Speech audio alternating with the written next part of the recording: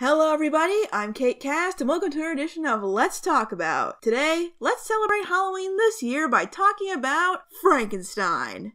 Again. Some of you might remember that for Halloween back in 2018, I did a massive look into various Frankenstein adaptations. This video is still one of the ones I'm most proud of, so if you haven't checked it out yet, please do. However, that video only covered a dozen or so adaptations, and there were obviously ones I wasn't able to get to, but there's been one in particular I've been asked about a few times since that video went up, Victor Frankenstein. Funny thing is, this movie was on my list of ones to cover in that video, but I just ran out of time to watch it. There were a couple of adaptations that happened too. But so many people wanted to know what I thought of it, and by that I mean like 4 or 5 people, but that's a lot for me, that I checked it out last year for fun. I even live tweeted it. And once I finished, I knew this would be the Halloween video for 2020. Released in 2015 to mixed reception, Victor Frankenstein was an attempt to put a new spin on the story of Frankenstein, which I'd say is refreshing, but frankly we gave up on telling the story traditionally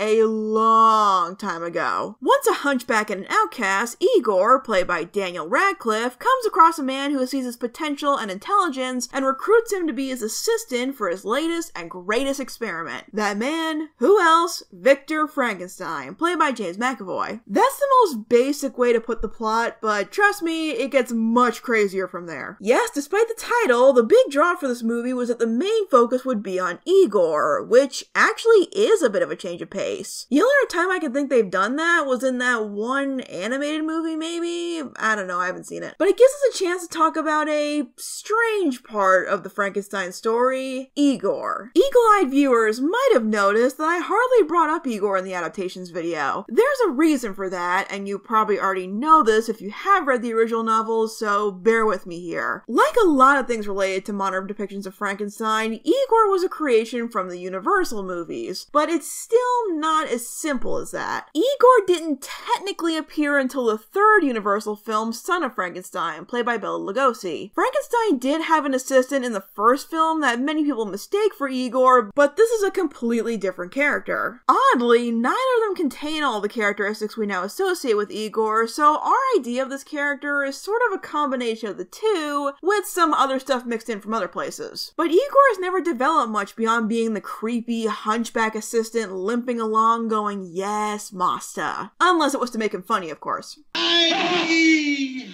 ain't got nobody, and nobody cares for me. This movie attempts to rectify this, keyword attempts, by giving Igor an origin story, kind of a character arc, and a complete makeover. Yes, because we couldn't have Daniel Radcliffe look hideously disfigured for the whole film, Igor is hot now. This is a change that bothers a lot of people, and I completely understand if it bothers you, since it's part of a frustrating trend, but since Igor isn't as important to the Frankenstein story as some seem to think, I have zero attachment to him being accurately represented on screen. Do what you want, just make it interesting.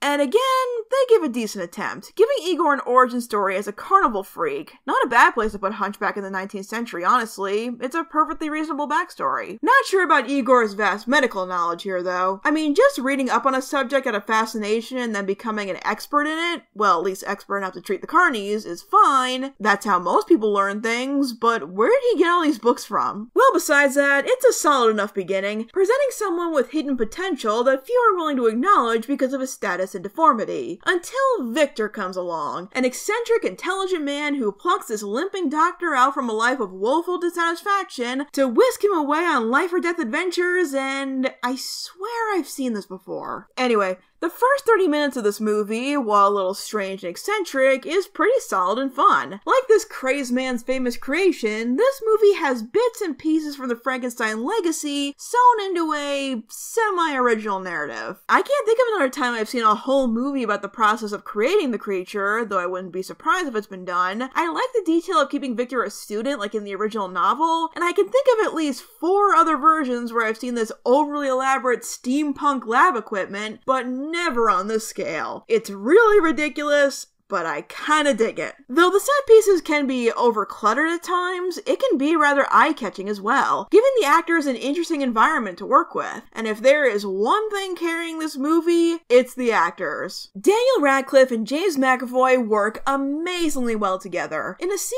of disjointed and confusing plot points that we will talk about much later, watching these two sit around talking science is something I could watch all day. This is also the first time I've seen Igor make a meaningful contribution as Victor's assistant, actually playing an essential role, like Victor really couldn't do this without him. Despite Igor probably being the least compelling character in the story, as we'll soon see, he has a solid story and arc of trying to decide if he should remain unquestionably grateful to Victor for changing his life once these experiments get more and more insane. I've never seen Igor portrayed this innocently, and as much meh as I give from a writing standpoint, Radcliffe is really selling the desperation for validation, yet wide-eyed innocence of the character. With great touches like slightly limping at points to show that Igor is still getting used to walking properly, and the wonder in his eyes at being able to walk around freely in public. It's kinda sweet, and I never thought I'd say that about Igor. They even get a yes master in there. It's 40 minutes in, but still, they get a point. But on the subject of insane, we have our titular character, but sadly not the star. Oh man, where do I even start with Victor? James McAvoy is off the rails here, and while it's not book or Universal movie accurate in the slightest, it might be the best thing about the movie. This version of Victor is presented as an eccentric, egotistical snark machine who talks so fast as if his mouth can't keep up with his brain, and can read people like he's reading a textbook. Something about this is so dang familiar. What is it? If you want the ultimate portrayal of Victor Frankenstein, mad scientist, I don't think you're gonna get anything better than this. McAvoy's energy is unmatched. It's really unnerving at points, like you can see the glint of insanity in his eyes, presenting a man so absorbed in his own aspirations that it's his only focus, finding his university work unsatisfying and the people around him uninteresting. Until he finds an intellectual equal in Igor, who he has this strange relationship with, having this almost schizophrenic response to him between admiring his contributions and being frustrated by his concerns and desire to have a life outside of his work, between wanting to treat him like a best friend and equal and his possession that he made perfect. At one point being more concerned over a prototype of his work than Igor's safety. But he does give Igor a new life and his name, the name of his mysteriously missing roommate. Because of this manic nature, though, McAvoy easily gets the best lines in the movie, and the strangest, sometimes at the same time. The hair all wrong, and the nose too.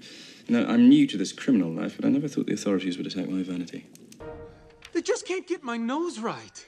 He kind of encompasses the feel of the whole movie to me. Really strange, kind of insane at points, tough to decipher, but something about it just draws me in. But here's where we actually have to step away from the bromance and talk about the story as we come across our first major subplot, the obstacle for our heroes? Yeah, okay. To face. An inspector who makes it his personal goal to hunt down Frankenstein, played by Andrew Scott.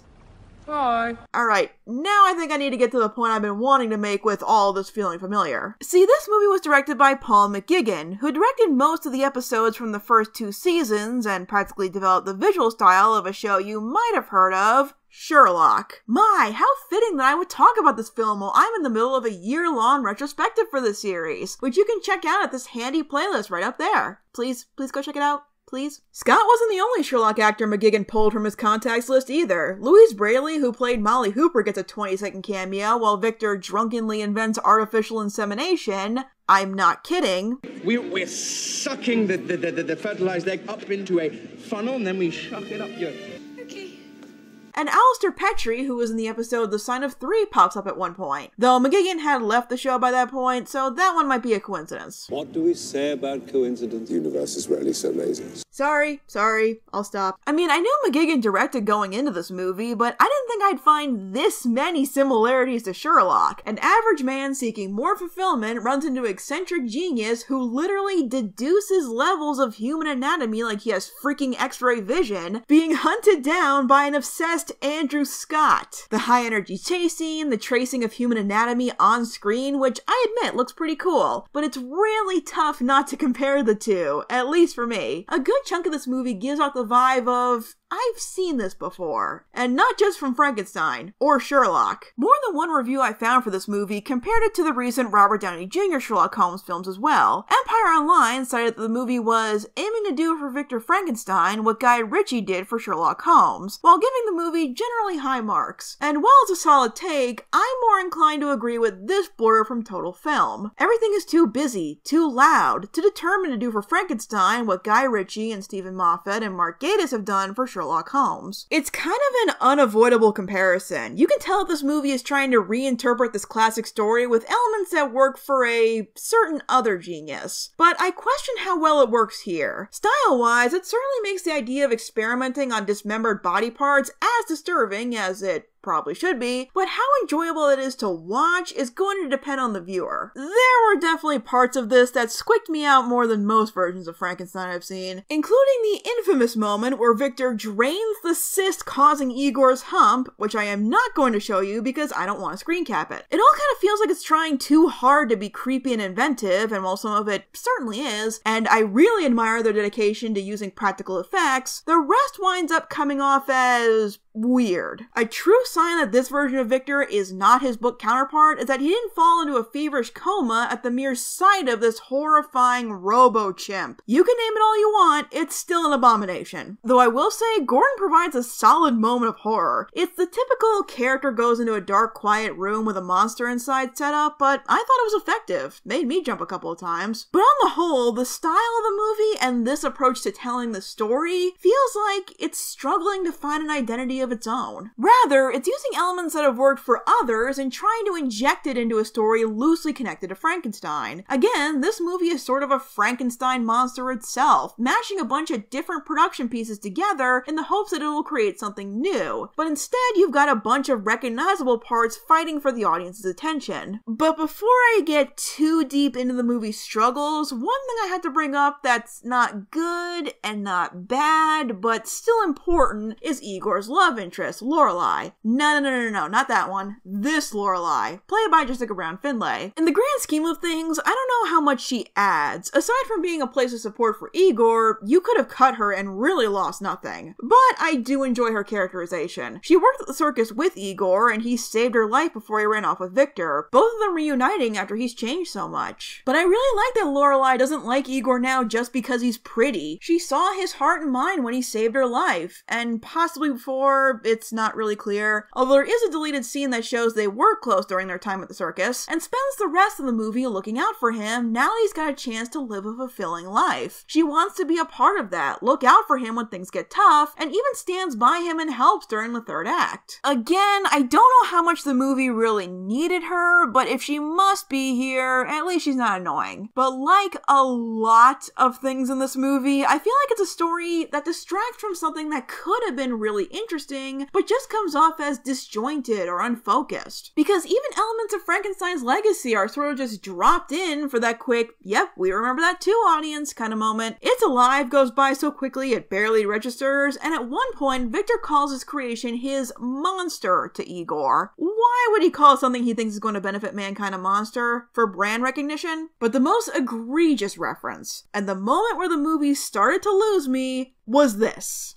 It's going to be the Modern Prometheus. Boo! You disappoint me in every way possible! How do you mess that up? The subtitle of the novel, The Modern Prometheus, does not refer to the creature, but to Victor, as someone who is bringing something down from the heavens that mankind is not meant to possess, just like Prometheus did with fire. If the creature is anything in this analogy, it's the fire. Calling it Prometheus doesn't make any damn sense. From an adaptation standpoint, this movie has a very strange relationship with Frankenstein. It has little nuggets of references and theming, but also gross mishandling or misunderstanding of the material like that. This becomes most obvious with the first major reveal of the movie. What are you waiting for, man?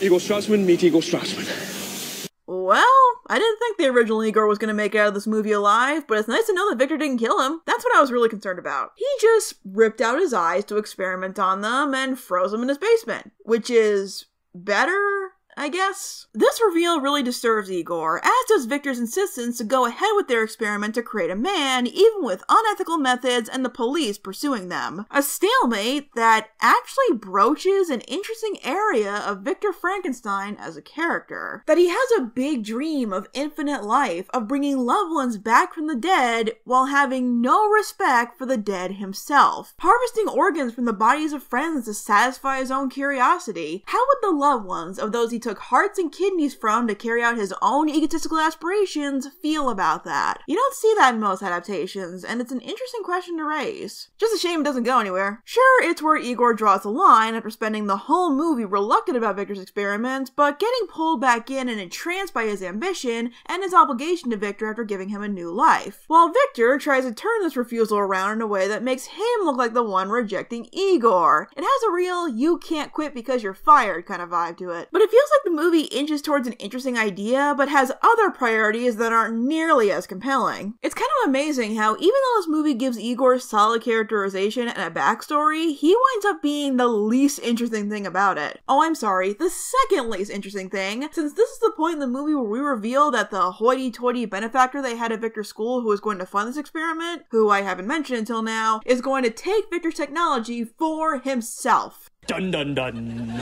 Because the movie really needed this. We really needed a rich boy bad guy who, frankly, adds nothing to the story. The only thing it does is encourages Igor to go back and stop Victor. But maybe thinking it over and realizing that he should do what it takes to stop him from defying nature would have been reason enough. Why did we even need him? Why isn't Victor's hubris villain enough? Or hell, if you want an actual character for conflict, why not the guy who's been obsessively pursuing Victor during the entire story? Trust me, Andrew Scott is villain enough. You do not need this guy. Every fairy tale needs a good old-fashioned villain. Okay, that was the last Sherlock clip, I swear. And I'm not even sure if I'd classify Inspector Turpin as a villain. The only way he is that he opposes Victor's views and actions, which makes him more of a foil. He had been suspicious of Victor's actions for a while, noticing that body parts and corpses were going missing because of him. Being a very religious man, he greatly objects to Victor's projects and ideas. Finding what Victor wants to do, what else? A sin against nature. But like Victor, Turpin becomes somewhat obsessed with his quest to prove Victor's guilt, storming his lab without a warrant, losing his position at Scotland Yard because he got too aggressive, even losing a hand and an eye in his confrontation against Victor. Turpin's goal consumes him so much that he loses part of his identity and even physical body parts. I lost my hand! I lost my bride! It's actually pretty dramatic, if still a bit silly looking. Again, it's just a shame they don't do anything with it. I'll come back to Turpin in a minute, but now we've reached the honestly really cool looking castle tower to get ready for the famous resurrection. Oh wait, Victor made the creature already? They drew up the schematics like 4 scenes ago. How much time has passed? And now we've got a whole team of scientists and engineers working on this, and no one objects at all? I mean, I know everyone needs a paycheck, but sheesh. Oh, and one of those engineers is Mark Gatiss, another Sherlock actor and its co-creator who I guess was free for the weekend or something. Oh, hi, Mark. Anyway, I think now's a good time to get a good grasp on just how convoluted the movie gets. Yes, we can go deeper here, folks. Okay, so this time, Victor has deeper motive besides blind ambition to carry out his experiment. He tells a story about how he went out into a snowstorm with his brother that he barely made it out of alive, but his brother didn't. That brother's name? Henry. Yes, Henry is no longer Victor's best friend, but his brother. Never mind that Victor had 2 brothers in the original story, one of which tragically died, so you could have easily used his name, but whatever. It's not the first time an adaptation has invented a new brother. It's just a weird creative choice that would make any book fan tilt their head. Now, the movie was already starting to fall through the cracks in the second half, but this was where it was really losing me. I'm not against Victor being motivated partially by the loss of a loved one. Many versions emphasize the importance of Victor's mother dying before he left for university as a motivator for his actions. What annoys me is not only the name change, but how and why this was a turning point for Victor. You see, Victor explains that he blames himself for what happened to Henry, and this experiment is a way of balancing out the universe for this atrocity he committed. You know, the universe whose laws he's proudly been trying to defy throughout the entire movie. Why is there this greater obligation for Victor to try and set one wrong right? What was wrong with delusions of grandeur and believing believing that no one should have to suffer with death as a part of their lives. That seems to be what they're going for most of the movie. There's a scene earlier where his father drops in, and is one of the more cold and cynical versions I've seen of the Baron, by the way, where he stands by his scientific work in the face of his father's shame and disapproval, insisting that he will build a legacy that will change the world, with the irony that he sort of got his wish. I'm sure that the name of Frankenstein is never forgotten.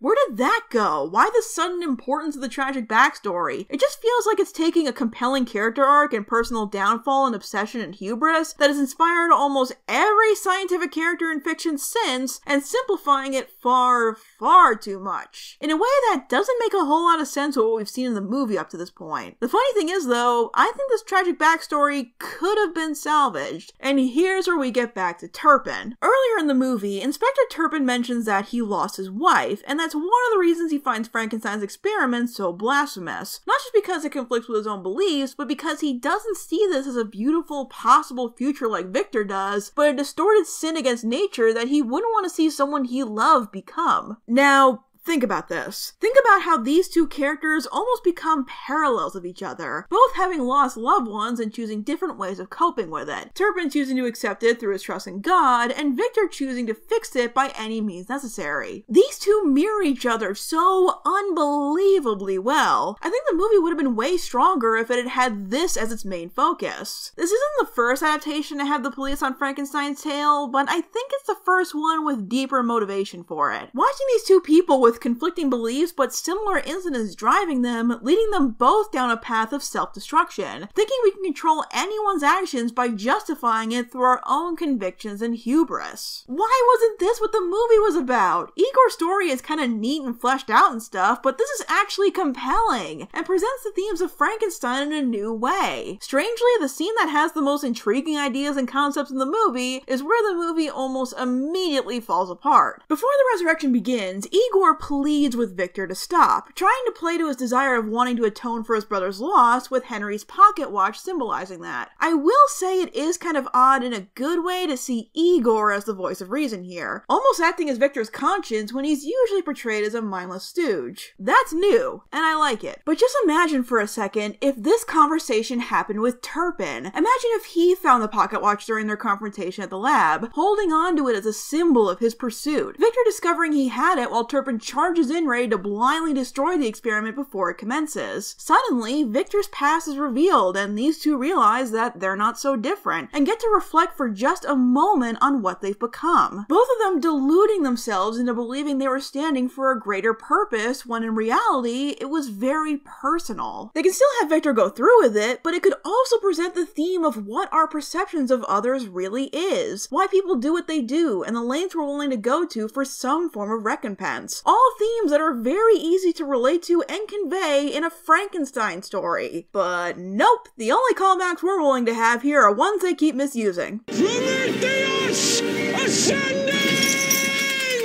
Stop saying that! Well, now we move on to the proper experiment of bringing this creature to life. The reanimation scene, once again, kind of encapsulates the entire movie. Bombastic, over the top, and kind of ridiculous, with some cool ideas sprinkled in. I like using balloons as conductors for the lightning, but why the hell are they suspending this precious body from loose wires? I'm beginning to think this movie is a little bit off the wall. Here's where we get our first proper look at this creature, and I have to say, it looks pretty good. He's like if the Universal monster went on a much more rigorous exercise regimen. This tower of meat and wire is really intimidating. I approve. And as ridiculous as the additions to Victor's backstory are in this movie, and as messy as the journey up to this point has been, especially in the last half hour, you gotta give props where props are due. And the moment where Victor sees his creation and slowly realizes what he's done is nearly close to perfect. The creature just stands there, not moving, not speaking, as Victor soaks in the reality in front of him, like a corpse instead of a living, breathing person. I usually don't like when the creature is used as a prop rather than being a character on his own, but considering how this movie has been about building up to its creation, it's surprisingly effective given how much the movie lost me by this point. And McAvoy nails it. It's such a powerful performance. It's like 80% of the reason reason it works. The transition from Victor being overjoyed to devastated is very effective, forced to see that he hasn't created life, at least not in the way he wanted, but something else entirely, and he's horrified by the sight of it. It's really striking and truly in the spirit of Frankenstein. But like always with this thing, the nuance is short-lived, as Victor and Igor set out to almost immediately destroy the creature in a somewhat confusing climax. The destruction of the lab kills off the guy who wanted to steal Victor's work, so that subplot was totally worth bringing up, and Turpin is killed when he confronts the creature.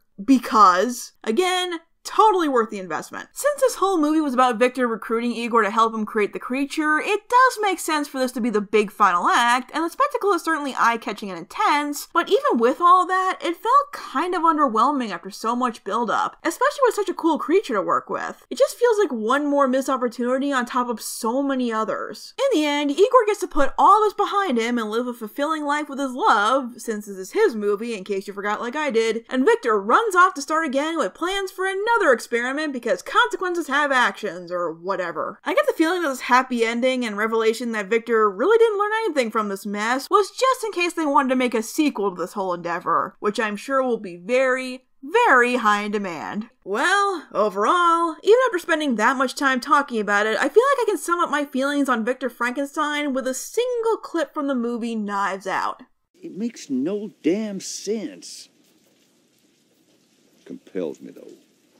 You know, I'm kind of glad I skipped over this one in the adaptations video, because once I finished this movie, I was really fascinated by how much I had no idea what it wanted to accomplish. There are some fun moments, cool ideas, and even interesting perspectives on this classic tale, but the movie doesn't really seem sure on what to focus on. Yes, the movie is billed as Igor's story, and I like some of the ways they flesh him out as a character that most versions don't bother with, and his bromance with Victor is the real bright spot during this whole experience. But as I've said, by the third act, I feel like that focus moves away from what could have been a much more interesting story. It's kind of weird that the thing that was carrying this movie for the first half kind of weighed it down in the second half, at least in terms of reaching the potential I think it could have. I've heard a lot of people say that this is just the story of Frankenstein again with a new coat of paint, but I don't really see that. I've personally never seen this story told this way, and the execution is more like they're taking bits and pieces that have worked successfully for other properties in the past, Frankenstein or otherwise, without taking the time to flesh out its own identity. In the process, the whole experience comes off as confused. The movie opens with Igor saying that we know the story, and while how much the public knows the story of Frankenstein is very debatable, does the movie know it? Because sometimes it feels like it does and wants to add new layers and perspectives to it, but other times it feels like they just read the Wikipedia summary and twisted it up to fit whatever they were trying to accomplish with this story. Actually, someone who read the Wikipedia summary would have gotten the Prometheus title right, so I have no idea what happened here. With all that said, this movie isn't without value, at least not on an entertainment level. The cast is stellar and this movie would have been far less bearable without them. Some of the production design is pretty cool. Again, I appreciate the persistent dedication to using practical effects, and as much as it bugs me that they don't explore the more interesting concepts, the fact that they pose them at all really made me think about the story in a new way. And considering how many times I've heard it told, that's no small feat. Guys, I think I may have a new guilty pleasure. I can't in good faith call it a good movie, but there's just something about it that works for me. Maybe because it's a bunch of mashed up elements from other stuff that I really like in one place, maybe the twists here are just interesting to me, or maybe it's nice to find the wasted potential compelling to dissect, rather than be agonizingly frustrated with it like in, say, I, Frankenstein. Again, I can't say it's good, but I liked it enough to buy it, and I can imagine myself watching it several more times. Take from that what you wish. Well, happy Halloween, everyone. Thank you for letting me ramble on about Frankenstein again, and I will see you guys next time.